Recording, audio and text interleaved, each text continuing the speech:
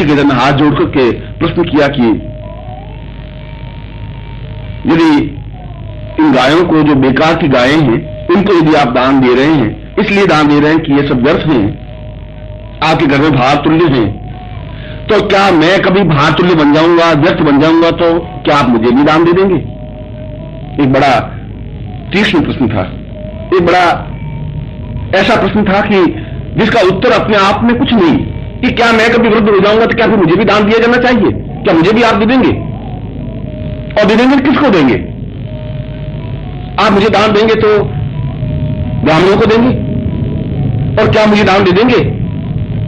उद्दालक तो क्रोध के घोड़े पर सवार था, सारा शरीर में क्रोध व्याप्त था, सारा शरीर लाल सुर्ख था। उसने कहा हाँ, मैं तुझे भी दे दूंगा, अगर तू बाहर शुरू होगा तो मैं तुझे भी दे दूंगा। नचिकेता ने कहा आप किसे देंगे? मुझे कौन स्वीकार करेगा? दान कौन लेगा? आप मुझे दान में दे भी देंगे तो कौन लेगा? आप किसे देंगे? और क्रोध के बारे उद्दालक कहता कि मैं तुझे मृत्यु को दे दूंगा, जा तू मृत्यु के पास जा।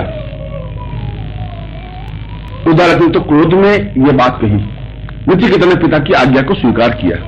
अंतर था दोनों में, वह क्रोध में था, वह शांतमय था। और क्रोध में आदमी का विवेक समाप्त हो जाता है। क्रोध में आदमी को यह ज्ञान नहीं रहता कि मैं क्या कह रहा हूं, किसको कह रहा हूं। जो अपने अंग है, जो पुत्र है, उसको यदि वो कहता है कि तुझे मृत्यु को मैं देता हूं, इससे ज्यादा क्रोध की स्थिति क्या बनती है?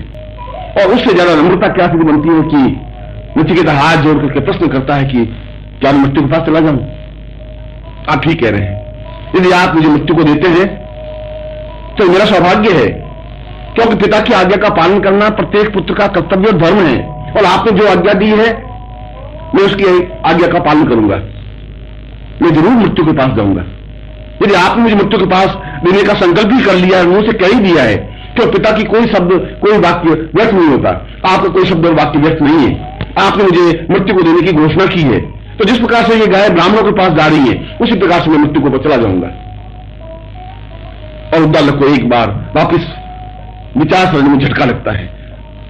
एक बार सोचता कि मैंने क्या कह दिया, ऐसा कैसे कह दिया, मेरे मुंह से ऐसी गलती बात और गलत बात कैसे निकल गई। वो पश्चाताप करता है, वह एक हदबुद्धि हो जाता है कि ये मैंने क्या कर दिया।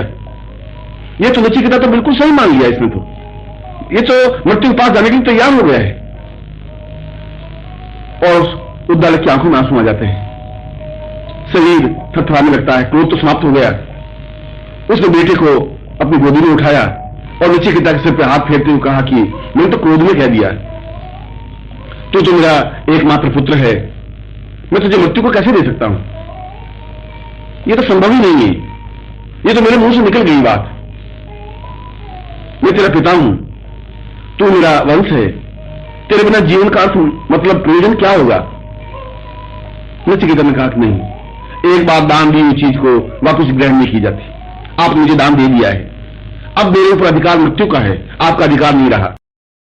जब एक बार आपने संकल्प ले लिया कि या तो मृत्यु को देता हूं, और जब आपने मुझे मृत्यु को दे दिया, तो फिर आपका मेरे ऊपर कोई अधिकार नहीं रहा।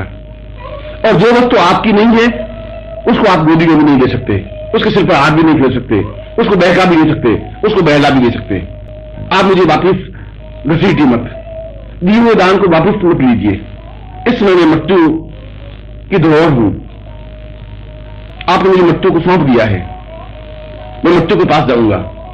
जो भी वो आज्ञा देंगे उस आज्ञा का पालन करना मेरा फर्ज, धर्म है, कर्तव्य है।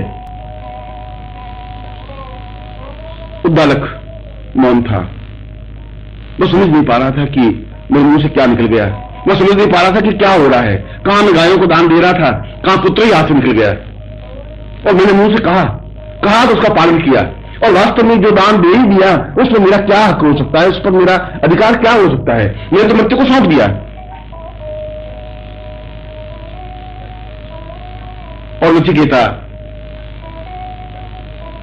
खड़ा हो जाता है, अंतिम बार अपने पिता को प्रणाम करता है, हाथ जोड़ के प्रार्थना करता है कि मैं धन्यभागी हूं कि आप जैसे पिता मुझे मिले।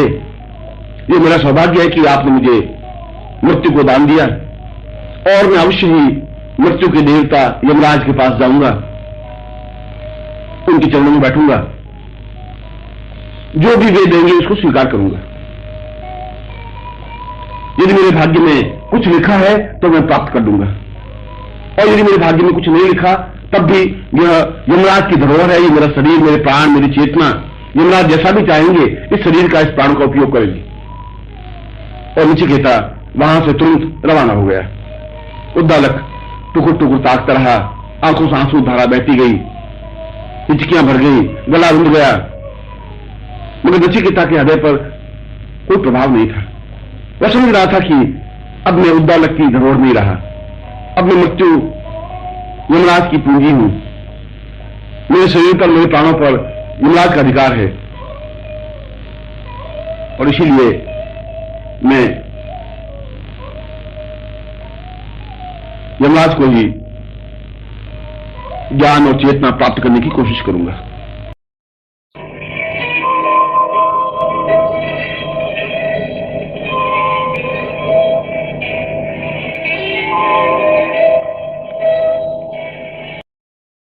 ನಚಿಕೇತ ಪುನಃ ಕೈ ಜೋಡಿಸುತ್ತಾ ತಂದೆಯನ್ನು ಪ್ರಶ್ನಿಸುತ್ತಾನೆ.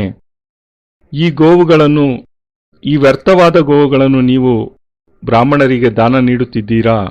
ಏಕೆಂದರೆ ಈಗ ನಿಮಗೆ ಇವುಗಳಿಂದ ಯಾವುದೇ ಉಪಯೋಗವಿಲ್ಲ ಮತ್ತು ನಿಮಗೆ ಇವುಗಳು ಹೊರೆಯಾಗುತ್ತಿವೆ.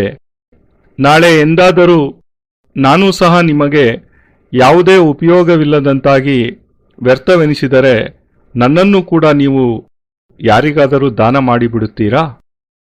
ಅತ್ಯಂತ ತೀಕ್ಷ್ಣವಾದ ಪ್ರಶ್ನೆ. ಎಂತಹ ಪ್ರಶ್ನೆ ಎಂದರೆ ಉತ್ತರಿಸಲಾಗದಂತಹ ಪ್ರಶ್ನೆ. ನಾನೂ ಸಹ ವೃದ್ಧನಾದರೆ ನನ್ನನ್ನೂ ದಾನವಾಗಿ ಕೊಡಬಹುದಲ್ಲವೇ? ನೀವು ನನ್ನನ್ನೂ ಸಹ ಗೋವುಗಳ ರೀತಿಯಲ್ಲೇ ದಾನ ಮಾಡಲಿಚ್ಛಿಸುತ್ತೀರಾ? ಮತ್ತು ನನ್ನನ್ನು ದಾನವಾಗಿ ಕೊಡುವುದಾದರೆ ಯಾರಿಗೆ ಕೊಡುತ್ತೀರಾ? ನನ್ನನ್ನು ಬ್ರಾಹ್ಮಣರಿಗೆ ದಾನ ಮಾಡುತ್ತೀರಾ? ನೀವು ನಿಜವಾಗಿಯೂ ನನ್ನನ್ನು ದಾನ ಮಾಡಿಯೇ ಬಿಡುತ್ತೀರಾ? ಉದ್ದಾಲಕ ಕ್ರೋಧದ ಕುದುರೆಯನ್ನೇರಿದ್ದ. ಅವನ ಸಂಪೂರ್ಣ ಶರೀರವನ್ನು ಕ್ರೋಧ ಆವರಿಸಿಕೊಂಡಿತ್ತು. ಸಂಪೂರ್ಣ ಶರೀರ ಕೆಂಡದಂತೆ ಕೆಂಪಾಗಿ ಸುಡುತ್ತಿತ್ತು. ಅವನು ಹೇಳಿದ, ಹೌದು, ಖಂಡಿತವಾಗಿಯೂ ನಿನ್ನನ್ನೂ ಸಹ ದಾನವಾಗಿ ಕೊಟ್ಟು ಬಿಡುತ್ತೇನೆ. ನೀನು ನನಗೆ ಭಾರವೆನಿಸಿದರೆ ನಿನ್ನನ್ನೂ ಕೂಡ ದಾನ ಮಾಡಿಬಿಡುತ್ತೇನೆ. ನಚಿಕೇತ ತತ್ಕ್ಷಣ ಕೇಳುತ್ತಾನೆ, ನೀವು ನನ್ನನ್ನು ಯಾರಿಗೆ ದಾನ ಮಾಡುತ್ತೀರಾ? ನನ್ನನ್ನು ಯಾರು ಸ್ವೀಕರಿಸುತ್ತಾರೆ? ಯಾರು ನನ್ನನ್ನು ದಾನವಾಗಿ ಪಡೆಯುತ್ತಾರೆ? ನನ್ನನ್ನು ದಾನವಾಗಿ ಕೊಡುವುದಾದರೆ ಯಾರು ನಿಮ್ಮಿಂದ ನನ್ನನ್ನು ಪಡೆಯುತ್ತಾರೆ? ಕ್ರೋಧದಿಂದ ಅಂಧನಾಗಿ ಉದ್ದಾಲಕನು ಹೇಳುತ್ತಾನೆ, ನಾನು ನಿನ್ನನ್ನು ಮೃತ್ಯುವಿಗೆ ಕೊಡುತ್ತಿದ್ದೇನೆ, ಹೋಗು, ನೀನು ಮೃತ್ಯುವಿನ ಬಳಿ ಹೋಗು.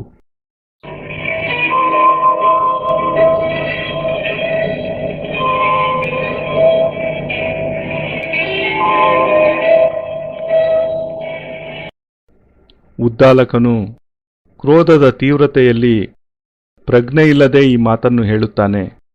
ಆದರೆ ನಚಿಕೇತ ತಂದೆಯ ಕೋಪೋದ್ರಿಕ್ತವಾದ ಮಾತನ್ನೇ ಅವರ ಆಜ್ಞೆ ಎಂದು ಭಾವಿಸಿ ಸ್ವೀಕರಿಸುತ್ತಾನೆ. ಇಬ್ಬರಲ್ಲಿಯೂ ಅಂತರವಿದೆ. ಉದ್ದಾಲಕ ಕ್ರೋಧಮಯನಾಗಿದ್ದ, ನಚಿಕೇತ ಶಾಂತಮಯನಾಗಿದ್ದ. ಮತ್ತು ಕ್ರೋಧದಲ್ಲಿ ವ್ಯಕ್ತಿಯ ವಿವೇಕ ಸಮಾಪ್ತಿಯಾಗಿಬಿಡುತ್ತದೆ.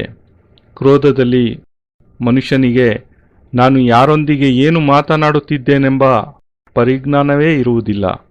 ಯಾರು ತನ್ನದೇ ಶರೀರದ ಒಂದು ಭಾಗವಾಗಿರುವನೋ, ಯಾರು ತನ್ನ ಮಗನೇ ಆಗಿರುವನೋ ಅವನನ್ನೇ ನಿನ್ನನ್ನು ನಾನು ಮೃತ್ಯುವಿಗೆ ದಾನ ಮಾಡುತ್ತಿದ್ದೇನೆ ಎಂದು ಹೇಳಿದಾಗ ಇದಕ್ಕಿಂತ ಬೇರೆ ಹೆಚ್ಚಿನ ಕ್ರೋಧದ ಸ್ಥಿತಿ ಏನಿರಲು ಸಾಧ್ಯ? ಮತ್ತು ನಚಿಕೇತ ತಂದೆಗೆ ಕೈಜೋಡಿಸಿ ನಮಸ್ಕರಿಸುತ್ತಾ ಕೇಳುತ್ತಾನೆ, ನಾನೀಗ ಮೃತ್ಯುವಿನ ಬಳಿ ಹೋಗಲೇ?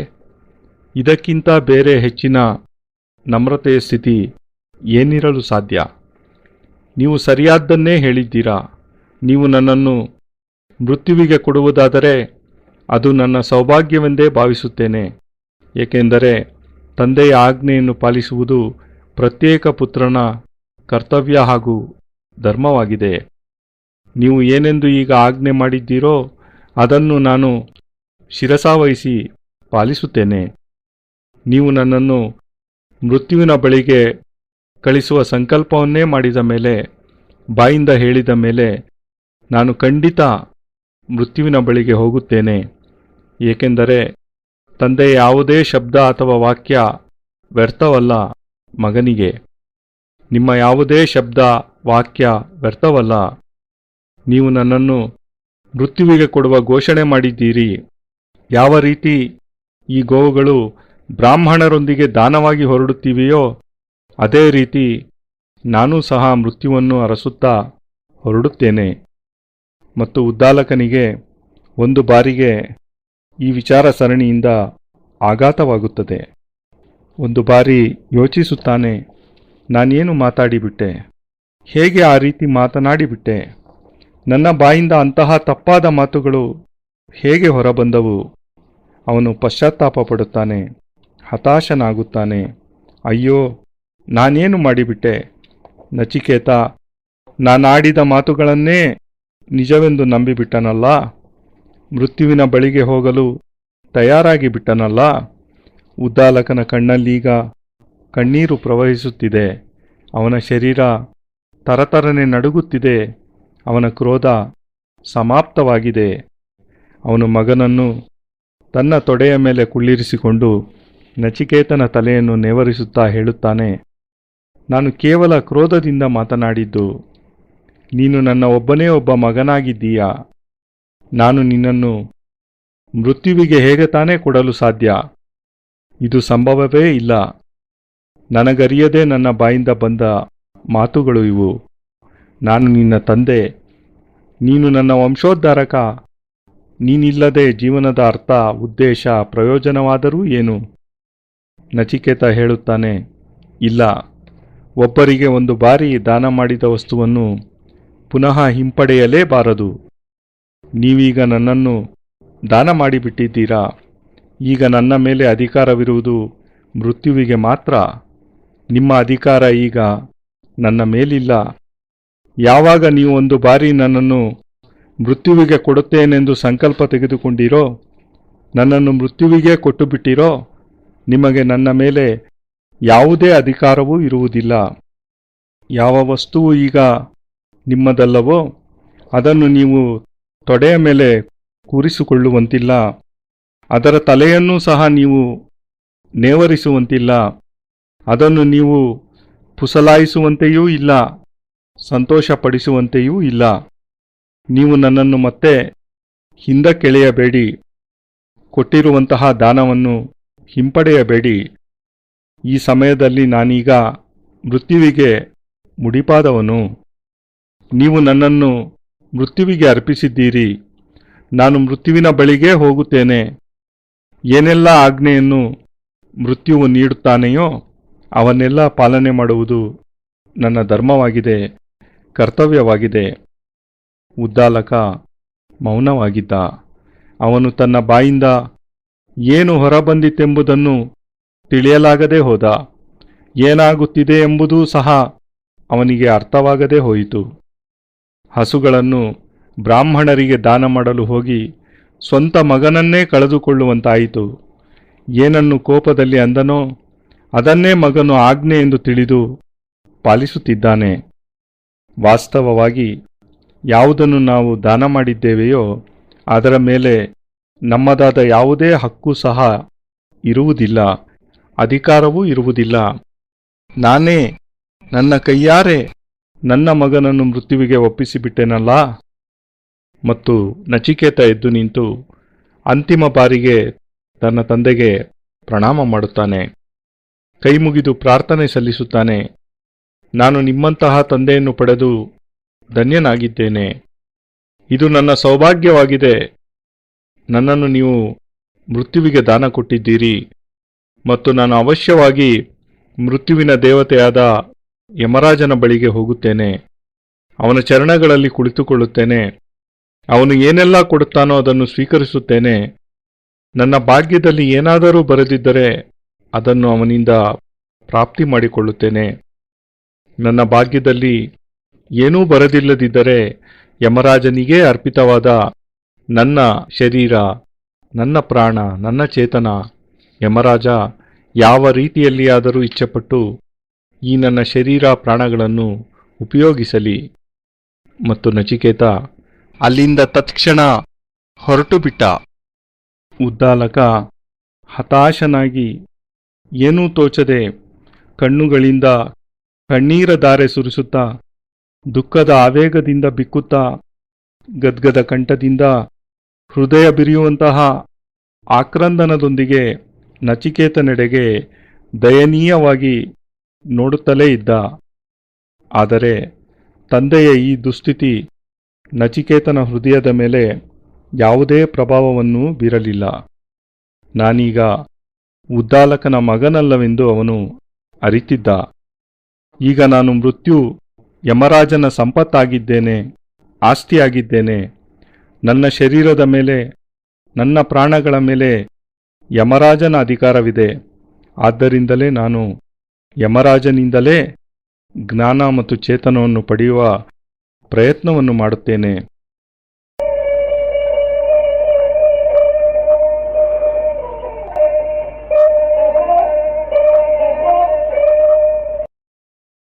नचिकेता पैदल चलता हुआ यमलोक पहुंचता है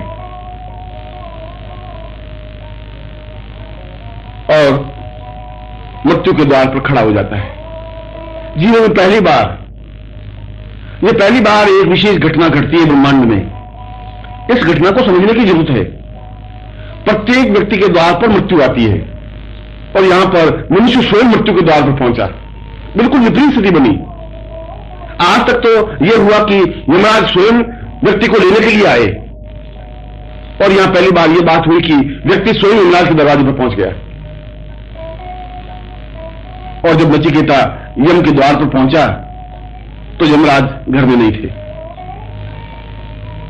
और जो हिम्मत और हौसला रखता है, जो साहस रखता है, जो तेजस्विता रखता है, जो मौत को गले लगाने के लिए तैयार होता है, जो मौत के दरवाजे पर पहुंच जाता है, वहां मौत नहीं मिलती।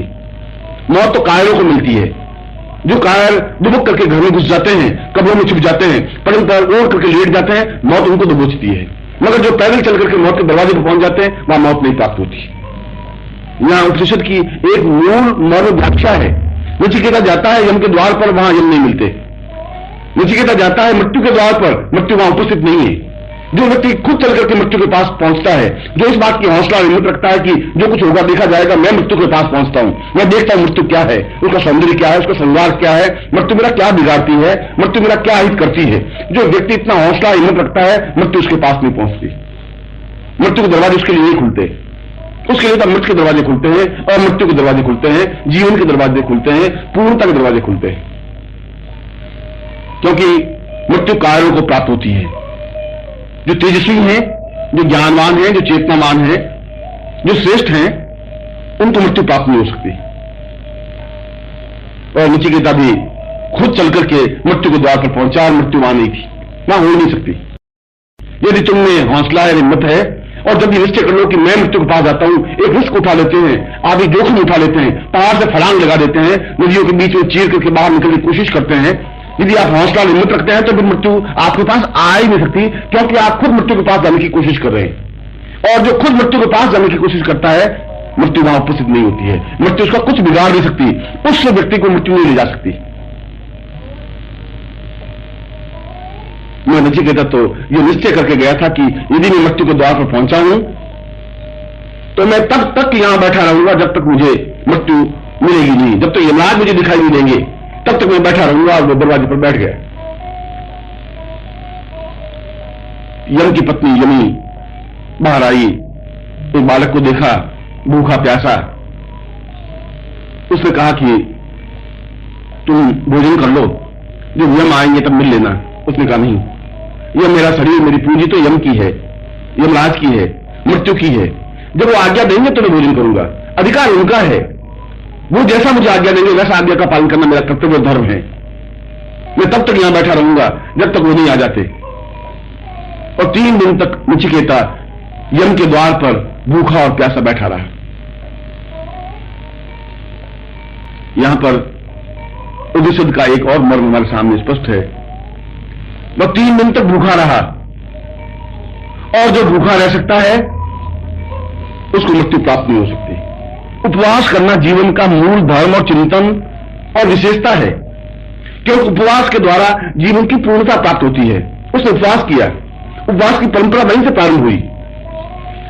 जो जितना ही ज्यादा खाता है वो उतना ही जल्दी मरता है, जिसका आहार जितना ही कम होगा वह उतना ही ज्यादा स्वस्थ, उतना ही ज्यादा दीर्घायु होगा। इसलिए आहार पर नियंत्रण प्राप्त करना जरूरी है, और जितना उपवास करेगा वह उतना ही ज्यादा पूर्णता की ओर अग्रसर होगा।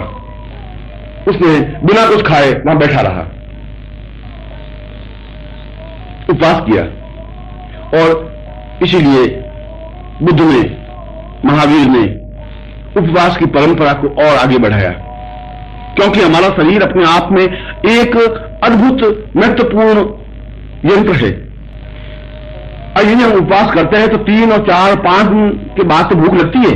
4-5 दिन तक तो हम भूख से असह्य होते हैं, बिना भोजन के रह नहीं पाते, मगर उसके बाद हमें भूख की कोई इच्छा नहीं होती, फिर भूख नहीं लगती। छठे दिन हमें भोजन करने की इच्छा होती नहीं, क्योंकि शरीर अपने आप में हमारे अंदर जो स्टोरेज है, हमारे अंदर जो बचा हुआ मांस है, उस मांस को पिघला करके शरीर अपनी सुरक्षा कर लेता है। यह शरीर की बहुत बड़ी विशेषता है। 10 दिन बाद 1 पाउंड मांस कम हो जाता है, वजन कम हो जाता है। व्यक्ति जिंदा रहता है मगर उसका वजन कम हो जाता है, क्योंकि उस जीवन ने, शरीर ने उस मांस को ही भोजन के रूप में स्वीकार करना शुरू कर दिया।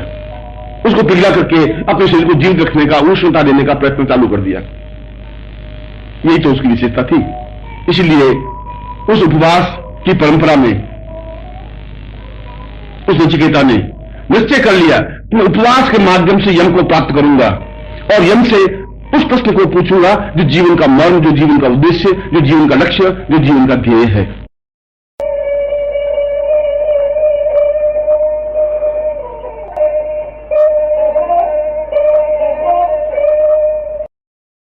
ನಚಿಕೇತ ನಡೆದುಕೊಂಡು ಹೋಗಿ ಯಮಲೋಕವನ್ನು ತಲುಪುತ್ತಾನೆ ಮತ್ತು ಮೃತ್ಯುವಿನ ದ್ವಾರದಲ್ಲಿ ನಿಂತುಕೊಳ್ಳುತ್ತಾನೆ. ಜೀವನದಲ್ಲಿ ಮೊಟ್ಟ ಮೊದಲ ಬಾರಿ ಈ ವಿಶೇಷ ಘಟನೆ ಬ್ರಹ್ಮಾಂಡದಲ್ಲಿ ನಡೆಯುತ್ತದೆ. ಈ ಘಟನೆಯನ್ನು ಅರಿಯಲೇಬೇಕಾದ ಅವಶ್ಯಕತೆ ಇದೆ. ಪ್ರತ್ಯೇಕ ವ್ಯಕ್ತಿಯ ಮನೆ ಬಾಗಿಲಿಗೂ ಸಹ ಮೃತ್ಯು ಬರುತ್ತಾನೆ. ಆದರೆ ಇಲ್ಲಿ ಒಬ್ಬ ವ್ಯಕ್ತಿ ಸ್ವಯಂ ಮೃತ್ಯುವಿನ ಮನೆ ಬಾಗಿಲಿಗೆ ಬಂದಿದ್ದಾನೆ. ನಿಜವಾಗಿಯೂ ವಿಪರೀತ ಸ್ಥಿತಿ ಏರ್ಪಟ್ಟಿದೆ. ಇದುವರೆಗೂ ಸ್ವಯಂ ಯಮರಾಜನೇ ವ್ಯಕ್ತಿಯನ್ನು ಕರೆದೊಯ್ಯಲು ಮನೆ ಬಾಗಿಲಿಗೆ ಬಂದಿದ್ದುಂಟು. ಆದರೀಗ ಮೊಟ್ಟ ಮೊದಲ ಬಾರಿಗೆ ವ್ಯಕ್ತಿಯೊಬ್ಬನು ಸ್ವಯಂ ಯಮರಾಜನನ್ನೇ ಹುಡುಕುತ್ತಾ ಅವನ ಮನೆ ಬಾಗಿಲಿಗೆ ಬಂದಿದ್ದಾನೆ. ನಚಿಕೇತ ಯಮನ ಮನೆ ಬಾಗಿಲಿಗೆ ಬಂದಾಗ ಯಮರಾಜ ಮನೆಯಲ್ಲಿರಲಿಲ್ಲ. ಮತ್ತು ಯಾರು ಧೈರ್ಯ ಮತ್ತು ಪರಾಕ್ರಮ ಹೊಂದಿರುತ್ತಾರೋ, ಯಾರು ಸಾಹಸಿಯಾಗಿರುತ್ತಾರೋ, ಯಾರು ತೇಜಸ್ವಿಯಾಗಿರುತ್ತಾರೋ, ಯಾರು ಮೃತ್ಯುವನ್ನು ಆಲಿಂಗನ ಮಾಡಲು ಉತ್ಸುಕರಾಗಿರುತ್ತಾರೋ, ಯಾರು ಮೃತ್ಯುವಿನ ಮನೆ ಬಾಗಿಲಿಗೆ ತಲುಪುತ್ತಾರೋ ಅಲ್ಲಿ ಅವರಿಗೆ ಮೃತ್ಯು ಸಿಗುವುದೇ ಇಲ್ಲ. ಮೃತ್ಯು ಹೇಡಿಗಳಿಗೇ ಸಿಗುವುದು. ಯಾವ ಹೇಡಿಗಳು ಭಯಭೀತರಾಗಿ ಮನೆಯಲ್ಲಿಯೇ ಅವಸಿಟ್ಟುಕೊಂಡು ಕಳ್ಳರಂತೆ ಬಟ್ಟೆ ಬರೆಗಳನ್ನು ಮೈಯೆಲ್ಲ ಹೊದ್ದುಕೊಂಡು ಪಲ್ಲಂಗದ ಮೇಲೆ ಪ್ರಾಣಭೀತಿಯಿಂದ ರಗ್ಗು ರಜಾಯಿಗಳನ್ನು ಹೊದ್ದು ನಡಗುತ್ತಾ ಮಲಗುತ್ತಾರೆಯೋ ಅವರನ್ನೇ ಮೃತ್ಯುವು ಹಿಡಿದೊಯ್ಯುವುದು. ಆದರೆ ಯಾರು ಕಾಲ್ನಡಿಗೆಯಿಂದಲೇ ಮೃತ್ಯುವಿನ ಮನೆ ಬಾಗಿಲನ್ನು ತಲುಪುತ್ತಾರೋ ಅವರಿಗೆ ಮೃತ್ಯು ಪ್ರಾಪ್ತವಾಗುವುದಿಲ್ಲ. ಇದು ಈ ಉಪನಿಷತ್ತಿನ ಮೂಲ ಮಾರ್ಮಿಕ ವ್ಯಾಖ್ಯಾನವಾಗಿದೆ. ನಚಿಕೇತ ಯಮನ ಮನೆ ಬಾಗಿಲಿಗೆ ಹೋಗಿ ನಿಲ್ಲುತ್ತಾನೆ. ಅಲ್ಲಿ ಅವನಿಗೆ ಯಮ ಸಿಗುವುದಿಲ್ಲ. ನಚಿಕೇತ ಮೃತ್ಯುವಿನ ದ್ವಾರವನ್ನು ತಲುಪುತ್ತಾನೆ. ಆದರೆ ಅಲ್ಲಿ ಮೃತ್ಯುವು ಉಪಸ್ಥಿತನಾಗಿರುವುದಿಲ್ಲ. ಯಾರು ಸ್ವತಃ ನಡೆಯುತ್ತಾ ಹೋಗಿ ಮೃತ್ಯುವಿನ ದ್ವಾರವನ್ನು ತಲುಪುವರೋ, ಯಾರು ಧೈರ್ಯ ಮತ್ತು ಪರಾಕ್ರಮಶಾಲಿಗಳಾಗಿ ಆಗಿದ್ದಾಗಲಿ ಇದನ್ನು ಒಮ್ಮೆ ಎದುರಿಸಿಯೇ ಬಿಡೋಣ ಎಂಬ ಛಲದಿಂದಿರುವರೋ, ಏನಾದರೂ ಸರಿಯೇ ನಾನೇ ಸ್ವತಃ ಮೃತ್ಯುವಿನ ಮನೆ ಬಾಗಿಲಿಗೆ ಹೋಗುತ್ತೇನೆ, ನಾನೇ ನೋಡುತ್ತೇನೆ ಮೃತ್ಯು ಎಂದರೆ ಏನು, ಮೃತ್ಯುವಿನ ಸೌಂದರ್ಯವೇನು, ಅದರ ಶೃಂಗಾರವೇನು, ಮೃತ್ಯು ನನ್ನನ್ನು ಏನು ಮಾಡಬಲ್ಲದು? ಮೃತ್ಯು ನನಗೇನು ಅಹಿತ ಮಾಡಬಲ್ಲದು? ಯಾವ ವ್ಯಕ್ತಿ ಇಂತಹ ಧೈರ್ಯ ಮತ್ತು ಪರಾಕ್ರಮಗಳಿಂದಿರುತ್ತಾನೋ ಅವನ ಹತ್ತಿರ ಸಹ ಮೃತ್ಯುವು ಸುಳಿಯುವುದಿಲ್ಲ. ಮೃತ್ಯುವಿನ ದ್ವಾರ ಅವನಿಗಾಗಿ ತೆರೆಯುವುದೇ ಇಲ್ಲ. ಅವನಿಗಾಗಿ ಅಮೃತದ ದ್ವಾರ ತೆರೆಯುತ್ತದೆ, ಅಮೃತ್ಯುವಿನ ದ್ವಾರ ತೆರೆಯುತ್ತದೆ, ಜೀವನದ ದ್ವಾರ ತೆರೆಯುತ್ತದೆ, ಪೂರ್ಣತೆಯ ದ್ವಾರ ತೆರೆಯುತ್ತದೆ. ಏಕೆಂದರೆ ಮೃತ್ಯು ಹೇಡಿಗಳಿಗೆ ಮಾತ್ರವೇ ಪ್ರಾಪ್ತವಾಗುತ್ತದೆ. ಯಾರು ತೇಜಸ್ವಿಯಾಗಿರುವರೋ, ಯಾರು ಜ್ಞಾನವಂತರಾಗಿರುವರೋ, ಯಾರು ಚೇತನಾಮಯರಾಗಿರುವರೋ, ಯಾರು ಶ್ರೇಷ್ಠರಾಗಿರುವರೋ ಅವರಿಗೆ ಮೃತ್ಯು ಪ್ರಾಪ್ತವಾಗುವುದೇ ಇಲ್ಲ. ಮತ್ತು ನಚಿಕೇತನು ಸಹ ಸ್ವಯಂ ನಡೆದುಕೊಂಡು ಮೃತ್ಯುವಿನ ದ್ವಾರವನ್ನು ತಲುಪಿದ. ಆದರೆ ಮೃತ್ಯು ಅಲ್ಲಿರಲೇ ಇಲ್ಲ. ಮೃತ್ಯು ಅಲ್ಲಿರಲು ಸಾಧ್ಯವೇ ಇಲ್ಲ. ನಿನ್ನಲ್ಲಿ ಪ್ರಬಲವಾದ ಇಚ್ಛೆ ಸಾಹಸಗಳಿದ್ದರೆ ಮತ್ತು ನಾನೇ ಮೃತ್ಯುವಿನ ಬಳಿಗೆ ಹೋಗುತ್ತೇನೆಂಬ ದೃಢ ನಿಶ್ಚಯ ಹೊಂದಿದ್ದರೆ, ಅಪಾಯವನ್ನು ಆಹ್ವಾನ ಮಾಡುವ ಸಾಹಸವಿದ್ದರೆ, ಬೆಟ್ಟದ ಮೇಲಿಂದ ಧುಮುಕುವ ಎದೆಗಾರಿಕೆ ನಿನಗಿದ್ದರೆ, ಉಕ್ಕಿ ಹರಿಯುತ್ತಿರುವ ನದಿಯಲ್ಲಿ ಧುಮುಕಿ ಅದರಿಂದೀಚೆ ಬರುವ ಸಾಹಸಿ ನೀನಾಗಿದ್ದರೆ, ಈ ರೀತಿಯ ಆಕಾಂಕ್ಷೆ ಪರಾಕ್ರಮಗಳು ನಿನ್ನಲ್ಲಿದ್ದರೆ ನಿನ್ನ ಬಳಿ ಮೃತ್ಯುವು ಬರುವುದು ಸಾಧ್ಯವೇ ಇಲ್ಲ. ಏಕೆಂದರೆ ನೀನೇ ಸ್ವತಃ ಮೃತ್ಯುವಿನ ಬಳಿಗೆ ಹೋಗಲು ಪ್ರಯತ್ನಿಸುತ್ತಿದ್ದೀಯಾ. ಮತ್ತು ಯಾರು ಸ್ವತಃ ತಾವೇ ಮೃತ್ಯುವಿನ ಬಳಿಗೆ ಹೋಗಲು ಪ್ರಯತ್ನಿಸುತ್ತಾರೆಯೋ ಅಲ್ಲಿ ಅವರಿಗಾಗಿ ಮೃತ್ಯುವು ಉಪಸ್ಥಿತನಾಗಿರುವುದಿಲ್ಲ. ಮೃತ್ಯುವು ಅವರಿಗೆ ಯಾವುದೇ ರೀತಿಯ ಹಾನಿ ಮಾಡಲು ಸಾಧ್ಯವೇ ಇಲ್ಲ ಮತ್ತು ಮೃತ್ಯು ಅವರನ್ನು ತನ್ನೊಂದಿಗೆ ಕೊಂಡೊಯ್ಯಲೂ ಸಹ ಆಗುವುದಿಲ್ಲ. ಆದರೆ ನಚಿಕೇತ ಮೃತ್ಯುವಿನ ಮನೆ ಬಾಗಿಲಿಗೇ ಬಂದ ಮೇಲೆ ಮೃತ್ಯುವನ್ನು ನೋಡದೆ ನಾನು ಹಿಂತಿರುಗಿ ಹೋಗುವುದಿಲ್ಲ ಎಂಬ ದೃಢ ನಿಶ್ಚಯ ಹೊಂದಿದ್ದ. ಮೃತ್ಯುವು ಬರುವವರೆಗೂ, ಯಮರಾಜನ ಸಾಕ್ಷಾತ್ ದರ್ಶನವಾಗುವವರೆಗೂ ನಾನಿಲ್ಲಿಂದ ಕದಲುವುದಿಲ್ಲ ಎಂದು ಪಟ್ಟು ಹಿಡಿದು ಯಮರಾಜನ ಮನೆ ಬಾಗಿಲಿನಲ್ಲಿಯೇ ಅಚಲನಾಗಿ ಕುಳಿತುಬಿಟ್ಟ ನಚಿಕೇತ.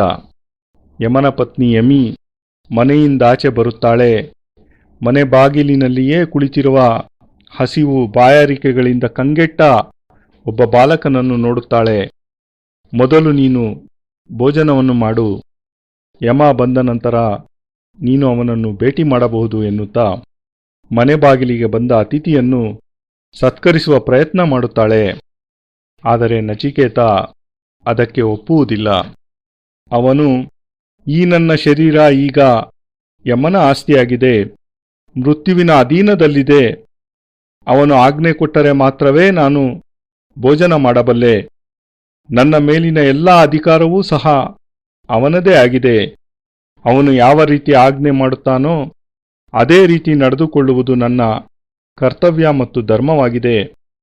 ಎಲ್ಲಿಯವರೆಗೂ ಯಮನು ಬರುವುದಿಲ್ಲವೋ ಅಲ್ಲಿಯವರೆಗೂ ನಾನು ಇಲ್ಲಿಯೇ ಕುಳಿತಿರುತ್ತೇನೆ ಎನ್ನುತ್ತಾ 3 ದಿನಗಳವರೆಗೆ ಹಸಿವು ಬಾಯಾರಿಕೆಗಳನ್ನೂ ಲೆಕ್ಕಿಸದೆ ಮೃತ್ಯುವಿನ ಮನೆ ಬಾಗಿಲಿನಲ್ಲಿಯೇ ಕುಳಿತಿರುತ್ತಾನೆ ನಚಿಕೇತ. ಈ ಸಂದರ್ಭದಲ್ಲಿ ಉಪನಿಷತ್ತಿನ ಮತ್ತೊಂದು ಮರ್ಮ ನಮ್ಮ ಮುಂದೆ ಸ್ಪಷ್ಟವಾಗುತ್ತದೆ. ನಚಿಕೇತ 3 ದಿನಗಳವರೆಗೂ ಅನ್ನ ನೀರಿಲ್ಲದೆ ಉಪವಾಸ ಮಾಡುತ್ತಿದ್ದ. ಯಾರು ಹಸಿವೆ ಬಾಯಾರಿಕೆಗಳನ್ನು ನಿಗ್ರಹಿಸುತ್ತಾರೋ ಅವರಿಗೆ ಮೃತ್ಯು ಪ್ರಾಪ್ತವಾಗುವುದಿಲ್ಲ. ಉಪವಾಸ ಮಾಡುವುದು ಜೀವನದ ಮೂಲ ಧರ್ಮ, ಚಿಂತನೆ ಮತ್ತು ವಿಶೇಷತೆಯಾಗಿದೆ. ಏಕೆಂದರೆ ಉಪವಾಸದ ಮೂಲಕ ಜೀವನದ ಪೂರ್ಣತೆ ಪ್ರಾಪ್ತಿಯಾಗುತ್ತದೆ. ನಚಿಕೇತ ಉಪವಾಸ ಮಾಡಿದ. ಉಪವಾಸದ ಪರಂಪರೆ ಅಲ್ಲಿಂದಲೇ ಪ್ರಾರಂಭವಾಯಿತು. ಯಾರು ಅತಿ ಹೆಚ್ಚು ಭೋಜನ ಮಾಡುತ್ತಾರೋ ಅವರು ಅಷ್ಟೇ ಬೇಗ ಸಾವನ್ನಪ್ಪುತ್ತಾರೆ. ಯಾರು ಆಹಾರವನ್ನು ಅತಿ ಕಡಿಮೆ ಸೇವಿಸುತ್ತಾರೆಯೋ ಅವರು ಅತ್ಯಂತ ಆರೋಗ್ಯಶಾಲಿಗಳು ಹಾಗೂ ದೀರ್ಘಾಯುಗಳು ಆಗಿರುತ್ತಾರೆ. ಆದ್ದರಿಂದಲೇ ನಾವು ಸೇವಿಸುವ ಆಹಾರದ ಮೇಲೆ ನಿಯಂತ್ರಣ ಸಾಧಿಸುವುದು ಅತ್ಯಂತ ಅಗತ್ಯ ಹಾಗೂ ಅನಿವಾರ್ಯವಾಗಿದೆ. ಮತ್ತು ಯಾರು ಎಷ್ಟು ಹೆಚ್ಚು ಉಪವಾಸ ಮಾಡುತ್ತಾರೆಯೋ ಅವರೆಲ್ಲರೂ ಅಷ್ಟೇ ಹೆಚ್ಚಿನ ಪೂರ್ಣತೆಯನ್ನು ಪಡೆಯುತ್ತಾರೆ. ನಚಿಕೇತ ಯಾವುದೇ ಆಹಾರವನ್ನು ಸೇವಿಸದೆ ಅಲ್ಲಿಯೇ ಕುಳಿತಿದ್ದ, ಉಪವಾಸ ಮಾಡುತ್ತಾ. ಮತ್ತು ಆದ್ದರಿಂದಲೇ ಬುದ್ಧ ಹಾಗೂ ಮಹಾವೀರರು ಉಪವಾಸದ ಈ ಪರಂಪರೆಯನ್ನು ಇನ್ನೂ ಹೆಚ್ಚಾಗಿ ಮುಂದುವರಿಸಿದರು. ಏಕೆಂದರೆ ನಮ್ಮ ಶರೀರ ತನ್ನಲ್ಲಿಯೇ ತಾನು ಒಂದು ಅದ್ಭುತ ಮಹತ್ವಪೂರ್ಣ ಯಂತ್ರವಾಗಿದೆ. ನಾವು ಉಪವಾಸ ಮಾಡುವಾಗ 3, 4, 5 ದಿನಗಳ ನಂತರ ಹಸಿವೆ ಆಗುತ್ತದೆ. 4-5 ದಿನಗಳ ನಂತರ ಹಸಿವೆಯಿಂದ ಒದ್ದಾಡುವಂತಾಗುತ್ತದೆ. ಭೋಜನವಿಲ್ಲದೆ ನಾವು ಇರಲಾಗುವುದಿಲ್ಲ. ಅದಾದ ನಂತರ ನಮಗೆ ಭೋಜನ ಮಾಡಬೇಕೆನ್ನುವ ಇಚ್ಛೆಯೂ ಇರುವುದಿಲ್ಲ ಮತ್ತು ನಮಗೆ ಹಸಿವೆ ಆಗುವುದಿಲ್ಲ.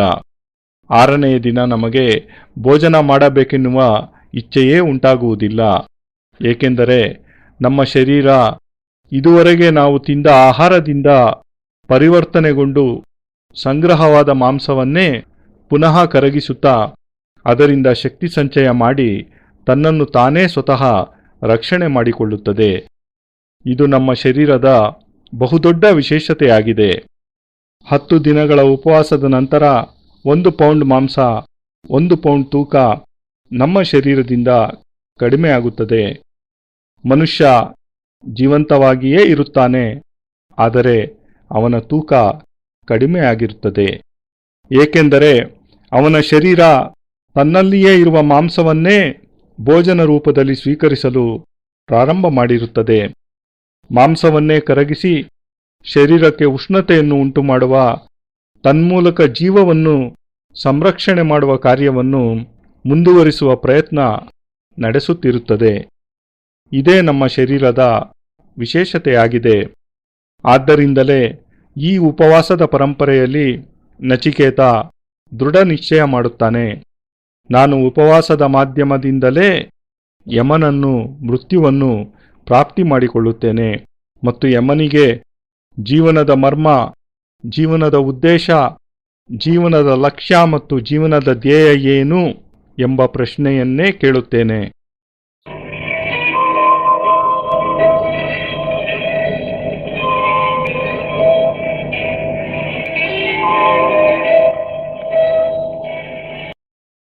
ನಾರಾಯಣೋತ್ವಂ ನಿಖಿಲೇಶ್ವರೋತ್ವಂ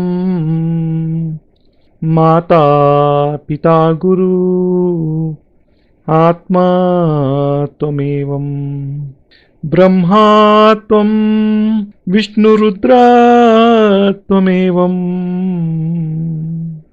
ಸಿದ್ಧಾಶ್ರಮೋ ತ್ವಂ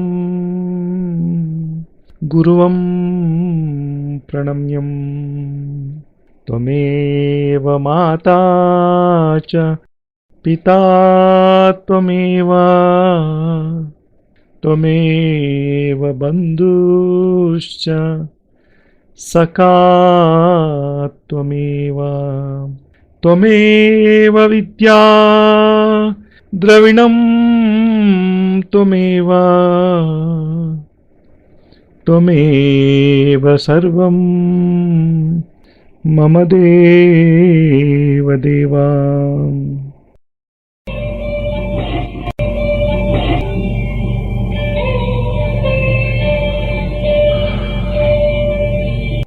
ತ್ವದೀಯಂ ವಸ್ತು ನಿಖಿಲಂ ತುಭ್ಯಮೇವಂ ಸಮರ್ಪಯೇತ್. ಜೈ ಗುರುದೇವ್.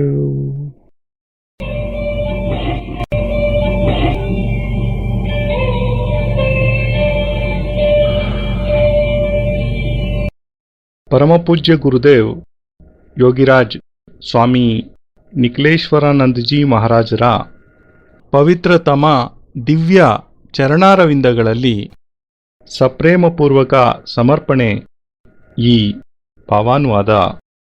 ಅತ್ಯಂತ ಕೃತಜ್ಞತಾಪೂರ್ವಕವಾಗಿ ಗುರೂಜಿ ನಿಖಿಲ್ ಸಚ್ಚಿದಾನಂದ.